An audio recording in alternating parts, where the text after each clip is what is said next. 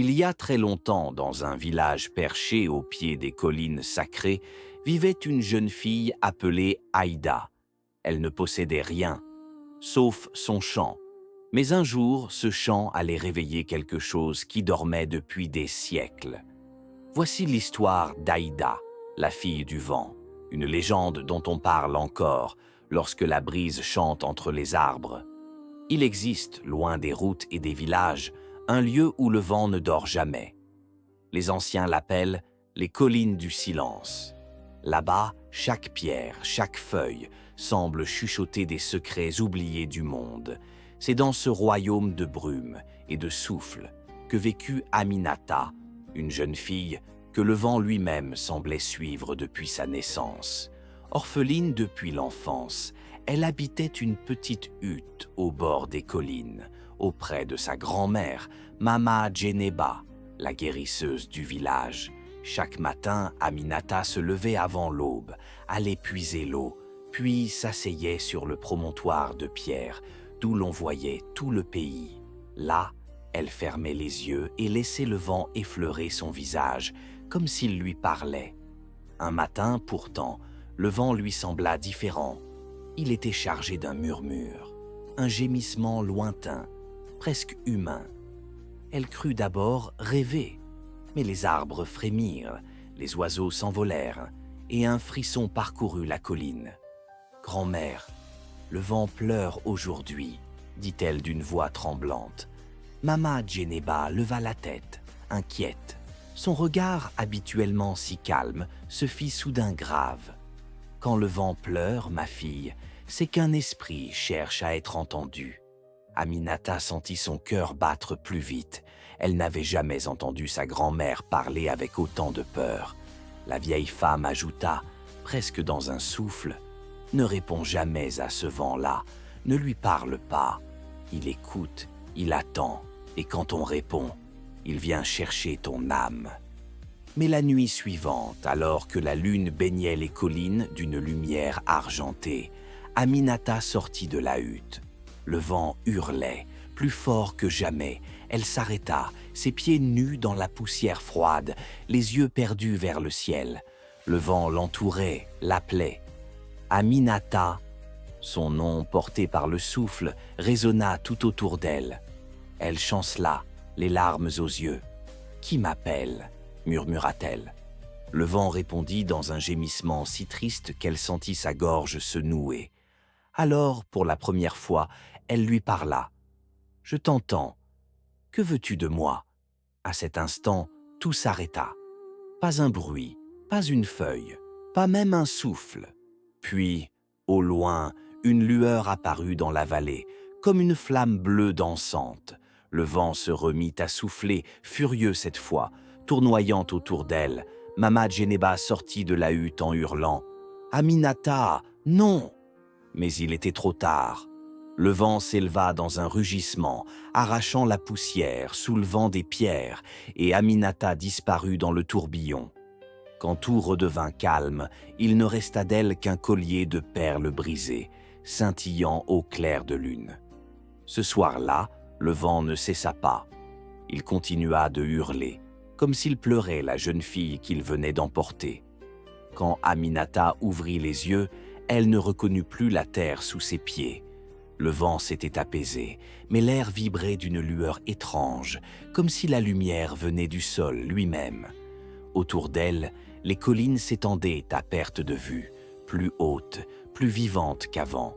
Chaque pierre semblait respirer, chaque brise chantait une note invisible.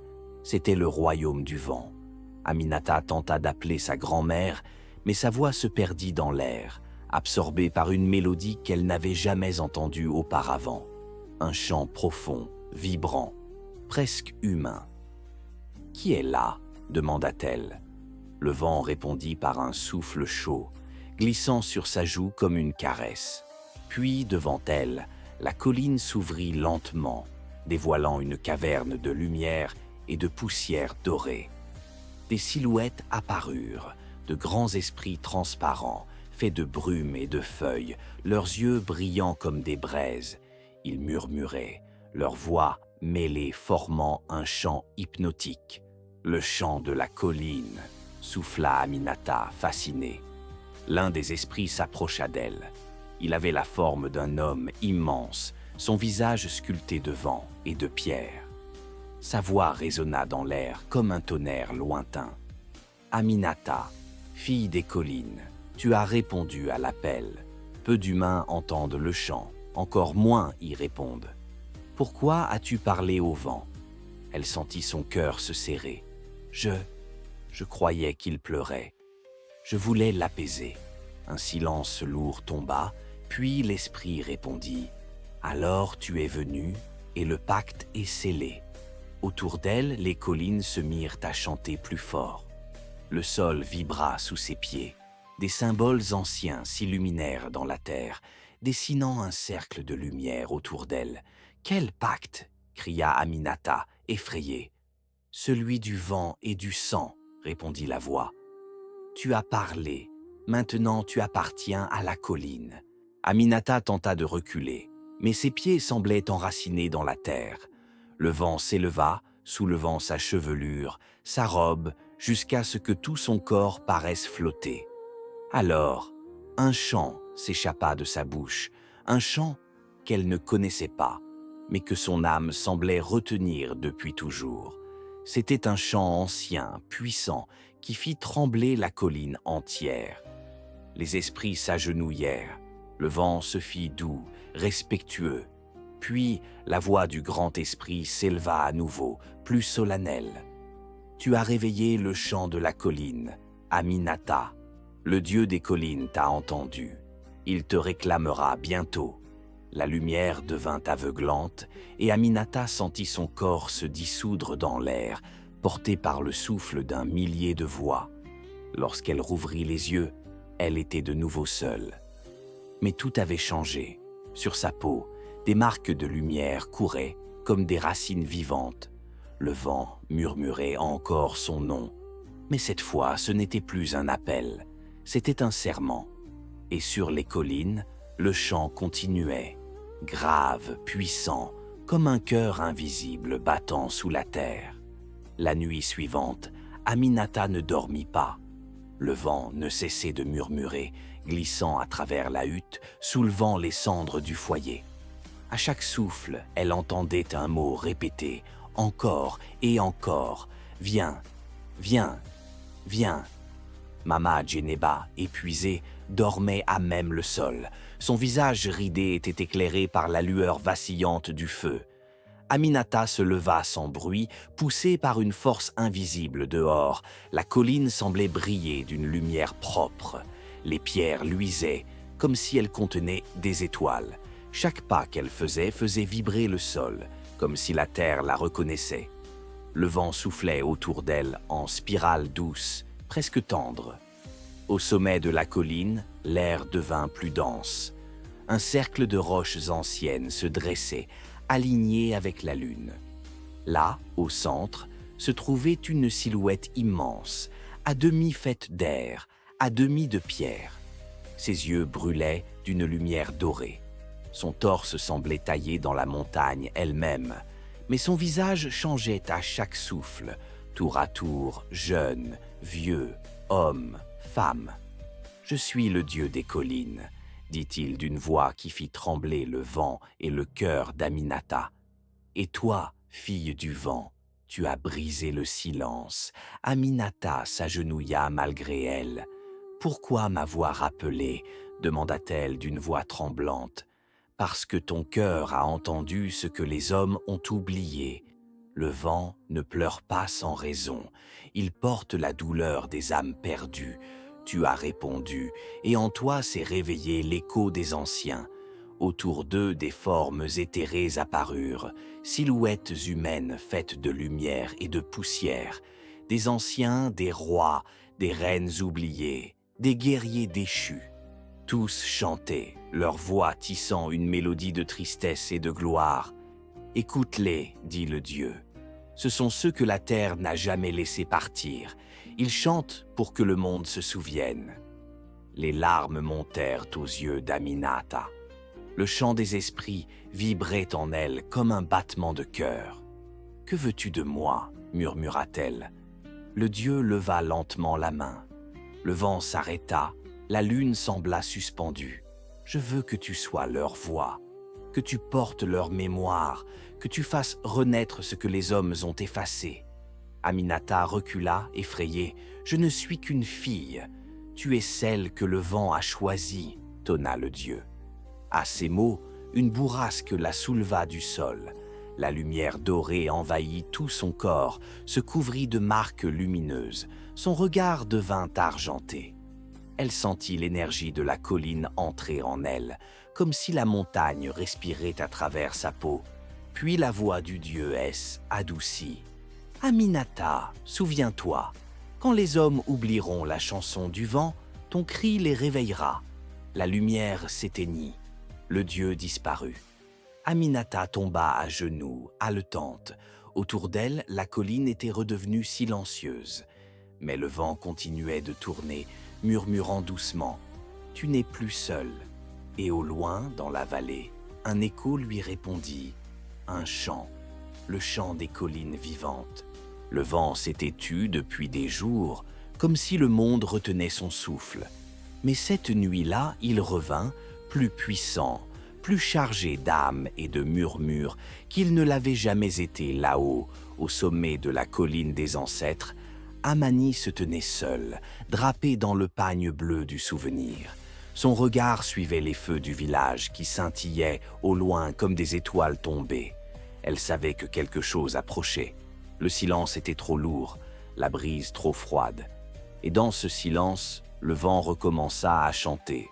L'air vibra d'un grondement profond. Les herbes hautes s'inclinèrent, les arbres frémirent. Amani sentit le sol respirer sous ses pieds nus. Le même souffle qu'elle avait entendu lorsqu'elle n'était qu'une enfant, le soir où sa mère avait disparu. Elle ferma les yeux. Le vent glissa sur sa peau comme une caresse ancienne. Mais ce soir, il portait une voix qu'elle reconnaissait. Amani, fille du vent sacré. Son cœur se serra. Elle leva la tête, les larmes perlant déjà dans ses yeux. Autour d'elle, le vent se mit à tourner, formant un cercle parfait de poussière lumineuse. Des silhouettes se dessinaient dans l'air, des formes d'anciens esprits, translucides, dansant comme des flammes. Leur chant était un mélange d'échos et de prières. Leur voix, tissée dans le vent, racontait des siècles de promesses oubliées. Les esprits du vent ne parlaient jamais sans raison. Lorsqu'ils descendaient, c'était pour rappeler une dette, un serment ou une lignée perdue. Et Amani portait les trois. Le tourbillon s'intensifia. Une lumière bleue s'éleva du centre du cercle et prit forme humaine. C'était un homme, grand, vêtu d'un manteau de brume et de plumes d'argent. Ses yeux brillaient d'un éclat surnaturel. Il n'était ni vivant ni mort, ni Dieu, ni esprit. Il était l'équilibre du souffle et du silence. Amani tomba à genoux, le cœur battant. « Es-tu celui qu'on appelle le gardien du vent ?» demanda-t-elle d'une voix tremblante. L'être hocha la tête lentement. « Ton chant a réveillé les collines. Ta peur, tes larmes, tes rêves, tout cela a traversé les frontières de l'air. Le temps est venu, Amani. Le vent doit retrouver sa couronne. » Ces mots résonnèrent comme un tambour céleste. Amani sentit une force invisible la soulever. Ses cheveux flottaient autour d'elle. Son pagne se mit à onduler dans une tempête circulaire. Dans ses paumes, une lueur naquit, une flamme bleue douce et chaude. Le vent ne choisit pas au hasard. Il reconnaît le cœur qui écoute, la voix qui guérit. Amani n'était pas seulement une fille du vent. Elle était son héritière. La lumière se changea en symbole, une spirale d'or et d'argent qui tourna lentement avant de s'enfoncer dans sa poitrine. Amani poussa un cri, à la fois de douleur et de délivrance. Le vent éclata, s'enroulant autour d'elle en une tornade géante. La colline entière vibra. Les rochers craquèrent, les arbres se penchèrent, les oiseaux s'envolèrent. Et au milieu de cette fureur, Amani se tenait debout, immobile, les yeux ouverts et lumineux. Dans le village en contrebas, Les habitants sortirent de leurs cases, les enfants pleuraient, les anciens priaient. « C'est le vent sacré !» s'écria une vieille femme. « Il est revenu. » Mais d'autres tremblaient. Certains disaient que le vent ramenait aussi les âmes en colère, celles qui n'avaient jamais trouvé le repos. La puissance du vent ne fait pas de différence entre la vie et la mort. Il porte tout, il emporte tout. Alors que la tempête atteignait son apogée, le gardien leva la main. Le vent s'arrêta net. Un silence absolu tomba sur la colline. Amani respirait fort, son regard brillant d'un éclat nouveau. Le gardien s'approcha d'elle, sa voix douce comme un orage lointain. « Le vent ne t'appartient pas, Amani, mais il t'a choisi pour parler en son nom. » Il posa un doigt sur son front, et des symboles anciens s'y inscrivirent brièvement avant de disparaître. « À partir de ce soir, tu porteras le fardeau du souffle là où le vent pleure. Tu écouteras, là où il rugit, tu parleras.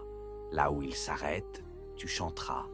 Et chaque fois que ton cœur doutera, souviens-toi. Le vent ne s'éteint jamais, il change seulement de direction. » Un éclair fendit le ciel, illuminant leurs visages. Puis le gardien recula, son corps se dissolvant lentement dans les courants d'air. La lumière bleue s'éteignit et la tempête retomba. Seul un murmure resta suspendu dans la nuit.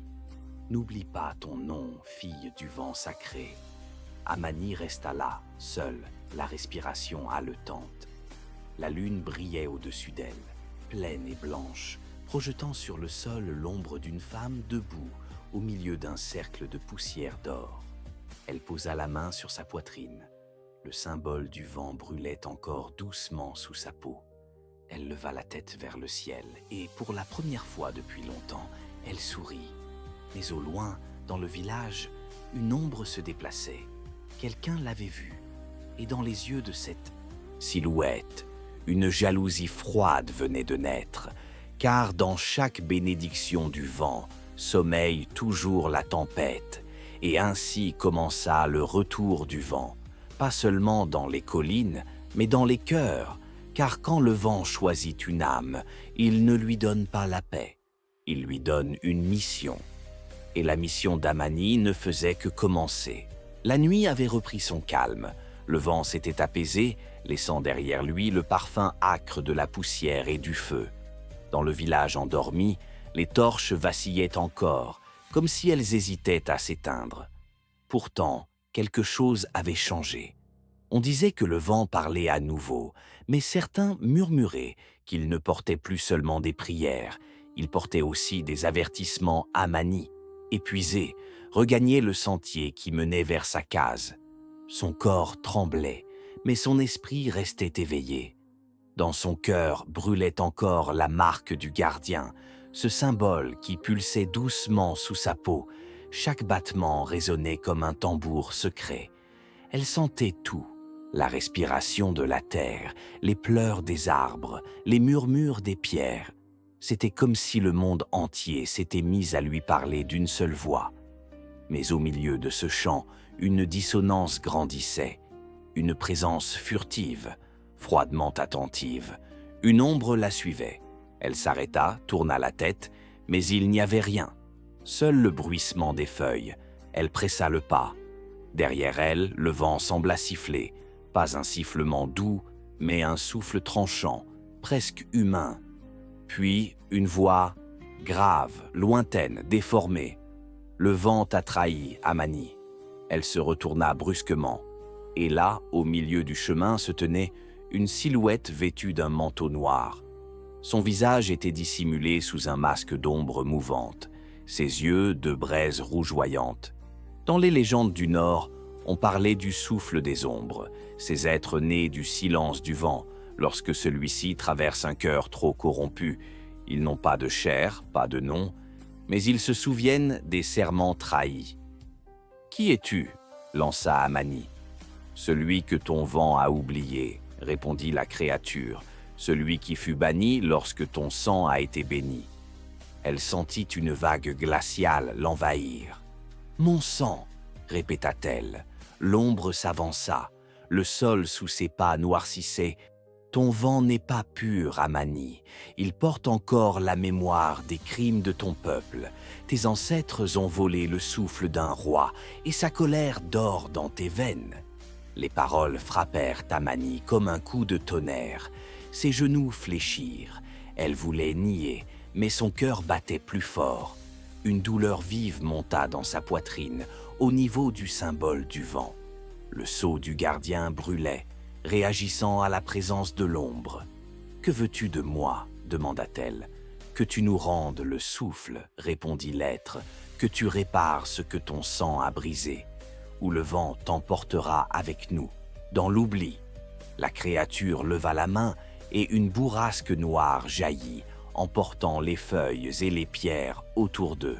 Amani fut projeté en arrière. Son dos heurta le sol et l'air quitta ses poumons.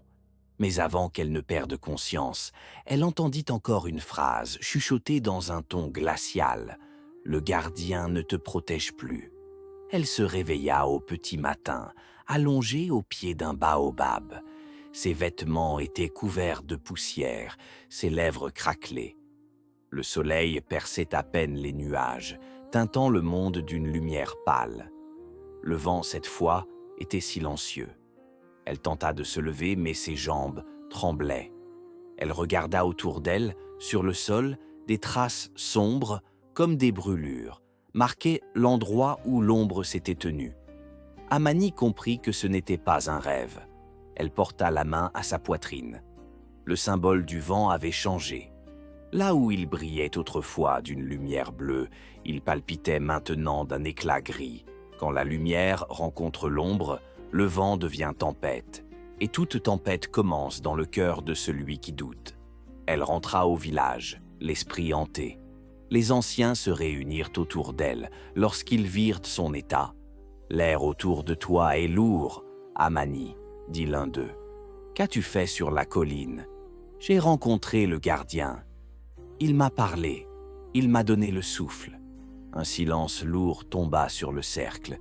Puis une vieille femme aveugle s'approcha. C'était Nali, la doyenne des conteuses, gardienne des mémoires. « Et t'a-t-il aussi parlé de ce qu'il protège vraiment ?» murmura-t-elle. Amani fronça les sourcils. « Que veux-tu dire ? Le vent sacré n'est pas un don, c'est une dette. Chaque génération porte sa part du serment brisé. Tu viens de réveiller ce que nous avons tenté d'oublier. » Un frisson parcourut la jeune femme. « Alors, le souffle des ombres est né de notre silence, » acheva Nali. Le vent se leva à nouveau, faible mais chargé de cendres. Et dans ce souffle, Amani crut entendre à nouveau la voix du gardien, lointaine, étouffée. « N'oublie pas ton nom. » Mais cette fois, la voix semblait trembler, comme si même le vent avait peur. Amani comprit alors que sa mission ne serait pas de maîtriser le vent, mais de le purifier. Et pour cela, elle devrait traverser les terres interdites, là où dorment les anciens dieux du souffle. Elle leva les yeux vers l'horizon. Le ciel s'assombrissait déjà, bien que le jour ne fût pas encore tombé. Des nuages noirs montaient, lents, épais, lourds de menaces. « Si le vent doit redevenir lumière, dit-elle, alors je marcherai jusqu'au bout de l'ombre. » Elle prit son bâton, serra le collier que sa mère lui avait laissé et se mit en route. Derrière elle, le village se fit minuscule, avalé par la poussière du vent devant, l'inconnu. Et tout autour d'elle, un souffle étrange, ni chaud, ni froid, ni ami, ni ennemi, le souffle des ombres. Le jour s'était levé à peine, et pourtant la lumière semblait hésiter à toucher le sol. Amani marchait sur le chemin des collines, seule, guidée par le souffle faible mais constant qui battait dans sa poitrine. Chaque pas était un murmure, chaque souffle un dialogue avec l'invisible. La poussière de la route s'élevait autour d'elle comme une nuée d'âmes anciennes, les vents lui caressant le visage avec la douceur d'un souvenir oublié. Les arbres, aux troncs noueux et aux feuilles tremblantes, semblaient se pencher pour la regarder passer, comme des spectateurs silencieux d'une cérémonie millénaire. Amani ferma les yeux et tendit les mains. Elle sentait les vibrations du monde entier à travers la terre, le battement des racines, la respiration des pierres, le chuchotement des ruisseaux. Chaque sensation était à la fois étrangère et familière. Elle était à la fois enfant et héritière, marcheuse et spectatrice. Le vent, désormais compagnon fidèle, parlait sans mots. Il dessinait des chemins invisibles, des spirales de poussière et de lumière que seuls ceux qui écoutaient vraiment pouvaient percevoir. Amani comprit que chaque pas la rapprochait non seulement de son destin, mais de la mémoire profonde du monde. Les collines devant elle semblaient s'étendre à l'infini, ondulant comme des vagues d'herbes dorées sous un ciel encore bleu pâle. Des oiseaux s'éveillaient, leur chant se mêlant au murmure du vent, comme une chorale invisible. Amani s'assit un instant sur une pierre plate. Elle ferma les yeux et laissa le vent l'entourer complètement, pénétrer dans ses cheveux, glisser dans ses vêtements, effleurer sa peau comme un souffle de temps anciens. Dans ce silence vibrant, des visages apparurent, des visages d'ancêtres, flottant dans la lumière, translucides et pourtant précis. Leurs yeux brillaient d'une connaissance infinie, aucun mot n'était nécessaire. Leur regard parlait directement au cœur d'Amani. Elle comprit alors que chaque décision, chaque action qu'elle avait posée jusqu'à présent résonnait bien au-delà d'elle-même. Le poids des générations s'infiltrait dans son âme comme un parfum ancien, à la fois doux et lourd. À mesure qu'elle marchait à nouveau, les collines se transformèrent. Les herbes devinrent des vagues, les arbres des sentinelles et les pierres des témoins silencieux d'un monde que peu avaient le courage de contempler. Amani marchait entre le visible et l'invisible, chaque souffle portant l'écho des voix anciennes.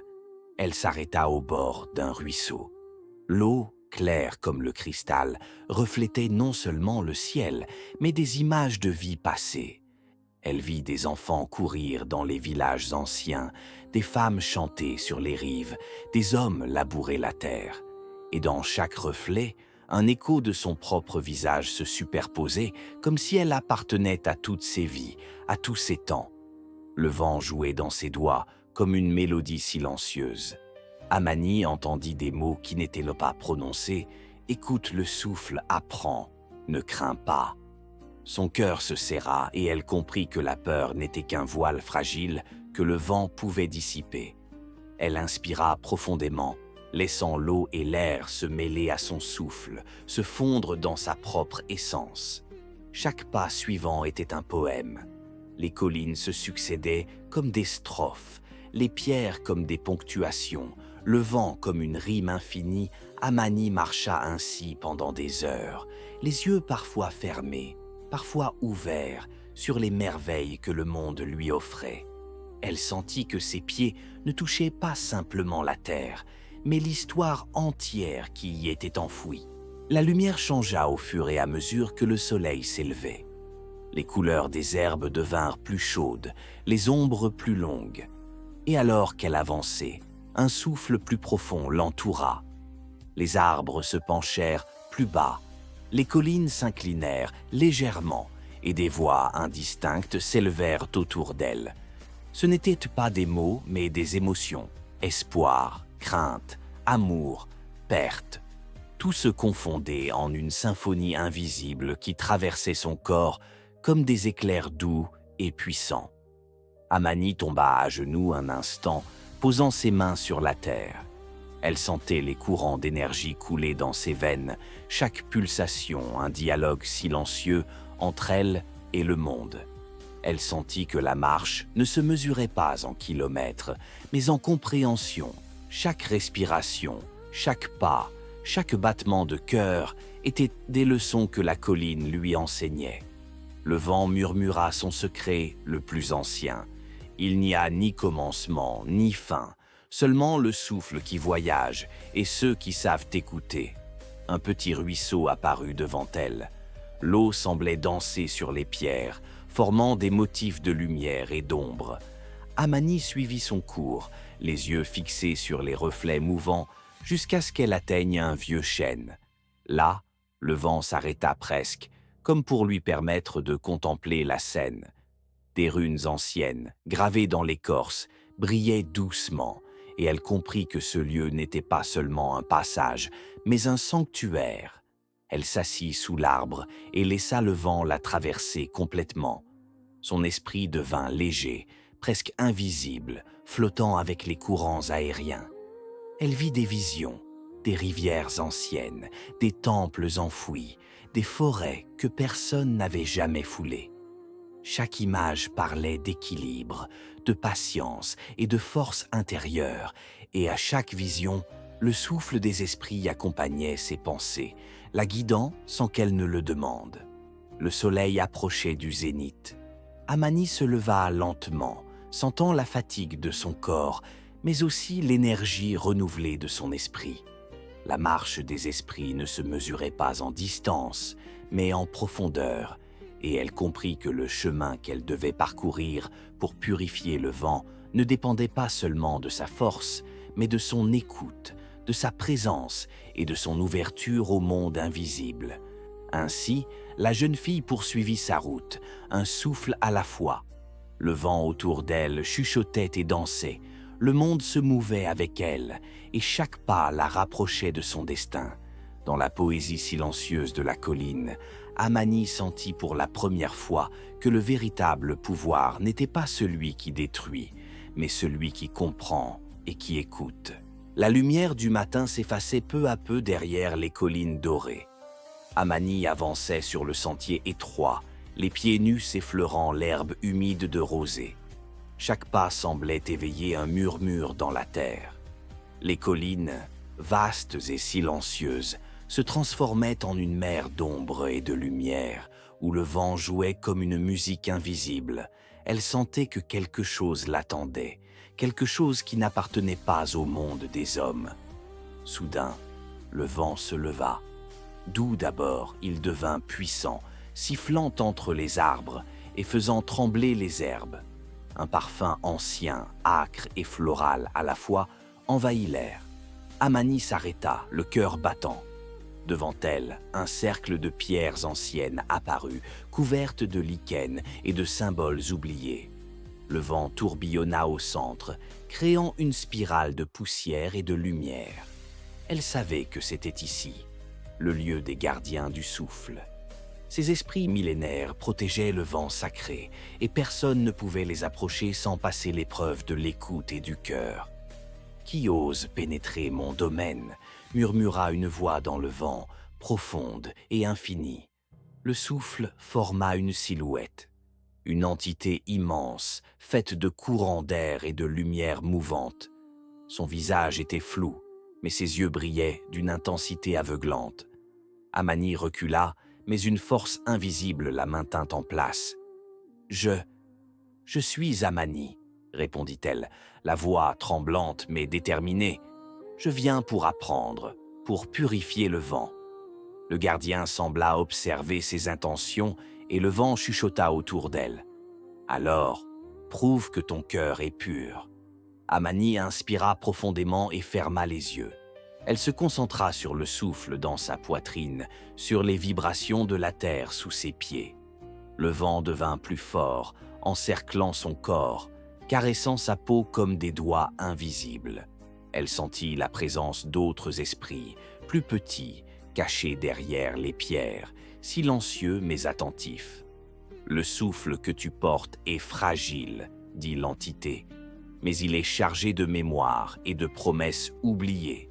Ta tâche ne sera pas facile. Pour marcher avec nous, tu dois abandonner toute peur. » Une vague de lumière traversa son corps. Elle sentit ses peurs s'élever et se transformer en brume, aspirée par le vent. Puis l'entité parla de nouveau. « 3 épreuves t'attendent. Chaque souffle, chaque battement de ton cœur sera mis à l'épreuve. La première est l'épreuve de la vision. » Le vent changea alors de forme. Des images apparurent autour d'elle, flottant comme des lanternes.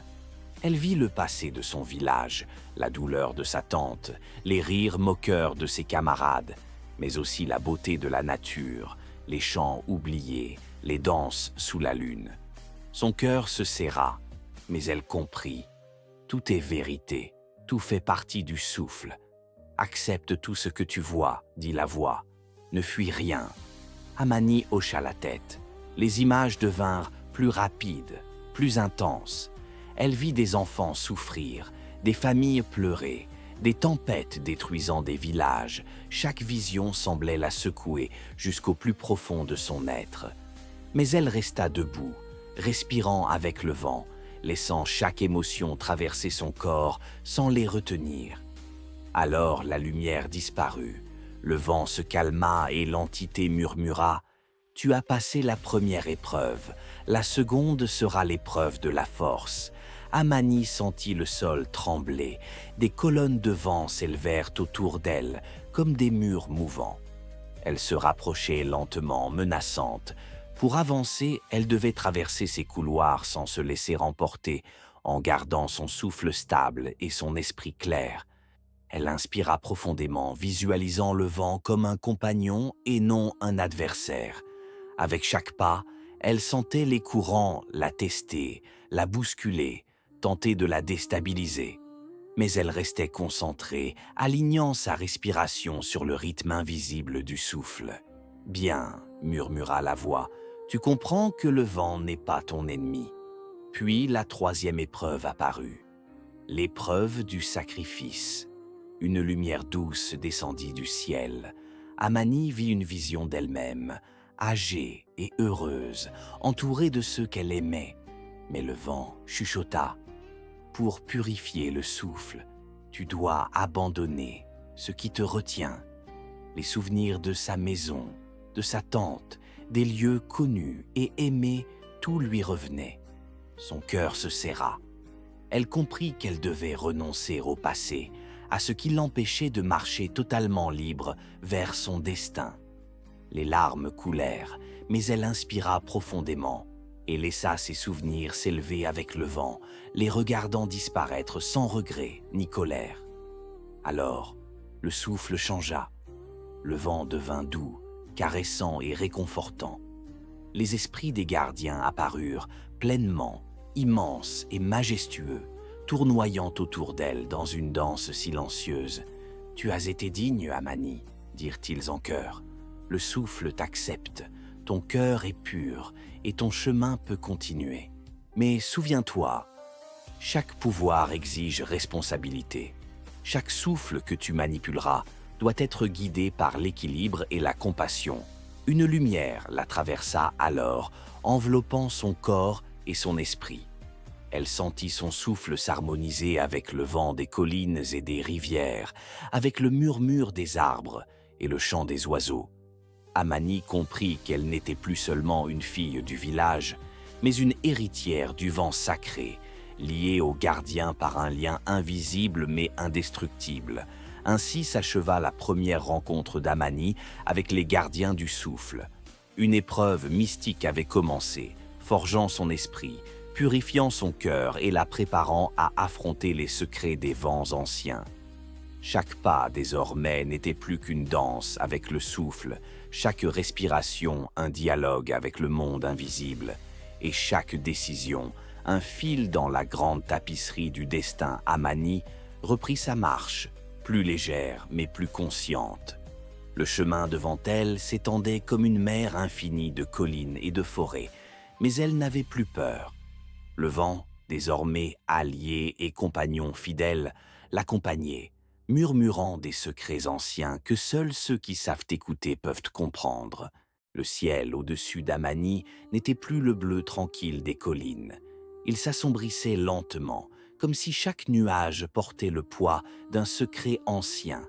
Le vent, fidèle compagnon de sa marche, s'agita avec une énergie nouvelle, plus puissante, plus impérieuse.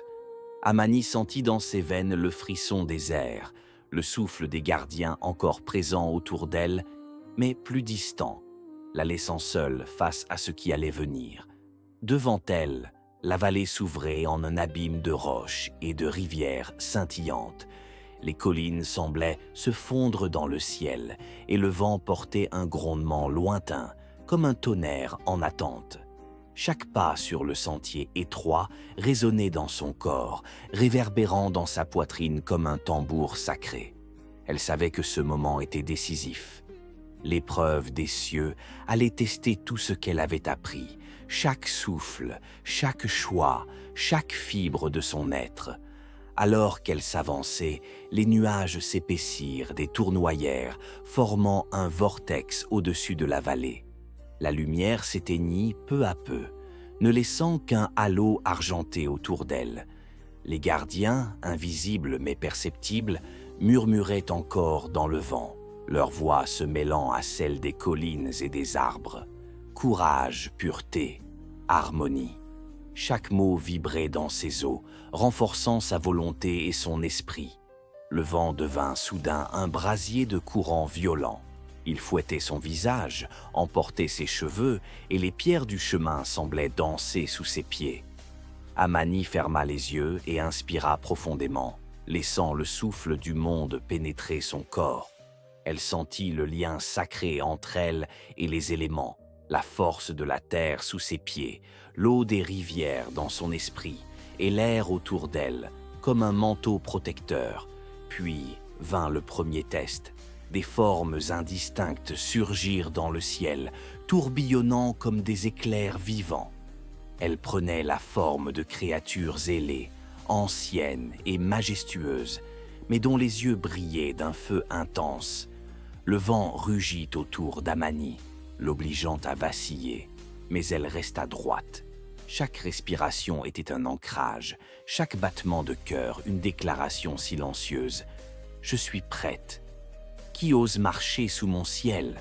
tonna une voix déformée par les vents, profonde et résonnante, semblable au tonnerre. « C'est moi, Amani, » répondit-elle avec clarté, la voix ferme malgré la tempête. « Je viens pour comprendre, pour protéger, pour marcher avec le souffle et l'harmonie. » Les créatures du ciel fondirent alors vers elle, rapides comme des éclairs.